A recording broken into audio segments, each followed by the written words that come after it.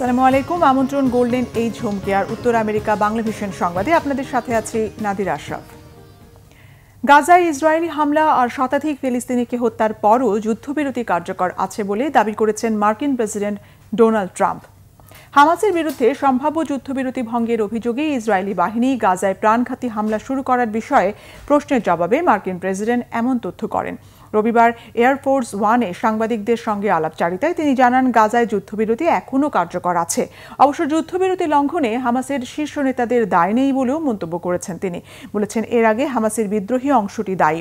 তিনি আশা প্রকাশ করেন মধ্যস্থতা প্রক্রিয়ার মাধ্যমে এই যুদ্ধবিরতি টিকে থাকবে। সেই সঙ্গে হামাসের সঙ্গে যুদ্ধবিরতি শান্তিপূর্ণভাবে চলবে বলেও আশাবাদী মার্কিন প্রেসিডেন্ট। ট্রাম্পের এমন বক্তব্যের আগে ভাইস প্রেসিডেন্ট জেরি ভ্যান্স বলেছেন, গাজায় ইসরায়েলের হামলা আর নতুন সহিংসতা খুব বড় কিছু নয়। তার দাবি, যুদ্ধবিরতিতে উত্থান পতন থাকবে। বিরল খনিজের বাজারে চীনের আধিপত্য ঠেকাতে এবার অস্ট্রেলিয়ার $8.5 বিলিয়ন চুক্তি করেছে যুক্তরাষ্ট্র। গত সোমবার এই চুক্তিতে সই করেছেন মার্কিন প্রেসিডেন্ট ডোনাল্ড ট্রাম্প ও অস্ট্রেলিয়ার প্রধানমন্ত্রী অ্যান্থনি অ্যালবানিজ।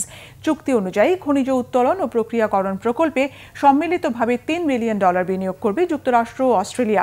সেই সঙ্গে পশ্চিমা খনি কোম্পানিগুলোর দীর্ঘদিনের দাবি অনুযায়ী গুরুত্বপূর্ণ খনিজগুলোর জন্য ন্যূনতম মূল্য নির্ধারণ করা হবে। অস্ট্রেলিয়া বিশ্বের অন্যতম বড় খনিজ উৎপাদনকারী দেশ হলেও যুক্তরাষ্ট্রের মতো তারাও সেই খনিজ প্রক্রিয়াজাতকরণে চীনের উপর নির্ভরশীল। বর্তমানে বিশ্বের বিরল খনিজ আহরণের 70% আর প্রক্রিয়াজাতকরণের 90% একাই নিয়ন্ত্রণ করছে চীন। খনিজগুলো প্রতিরক্ষা সরঞ্জাম ছাড়াও কম্পিউটার চিপ, গাড়ি সহ সব ক্ষেত্রে গুরুত্বপূর্ণ উপাদান হিসেবে ব্যবহৃত হয়। যুক্তরাষ্ট্রের নতুন শুল্ক নীতির কারণে বাণিজ্যিক টানাপোড়েনের জেরে চীন থেকে বিরল খনিজের সরবরাহ নিয়ে ঝুঁকি আগের তুলনায় আরও বেড়েছে। এবার নয়া কর্মকাণ্ডে আলোচনায় মার্কিন প্রেসিডেন্ট ডোনাল্ড ট্রাম্প। তার নির্দেশনায় শুরু হয়েছে হোয়াইট হাউসের ভেতর ভাঙাগড়া বা সংস্কারের কাজ। তৈরি হচ্ছে নতুন বলরুম। সোমবার হোয়াইট হাউসের ইস্ট উইং এর একাংশ ভাঙার কাজ শুরু হয়েছে। একটি খনন যন্ত্র বা এক্সকাভেটর দিয়ে হোয়াইট হাউসের ইস্ট উইং এর সামনের দিকটি ভাঙা হয়। গত 100 বছরের মধ্যে হোয়াইট হাউসে এটি সবচেয়ে বড় সংযোজন।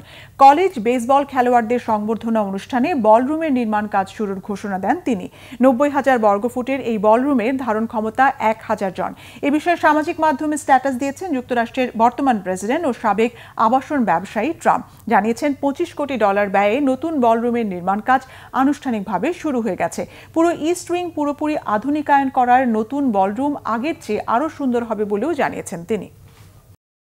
এই ছিল এখনকার মতো। আগামী শনিবার বাংলাদেশ সময় সকাল 6টা, শুক্রবার নিউ ইয়র্ক সময় রাত 8টায় উত্তর আমেরিকা বাংলা ভিশন সংবাদ দেখার আমন্ত্রণ রইল। এতক্ষণ সঙ্গে থাকায় ধন্যবাদ।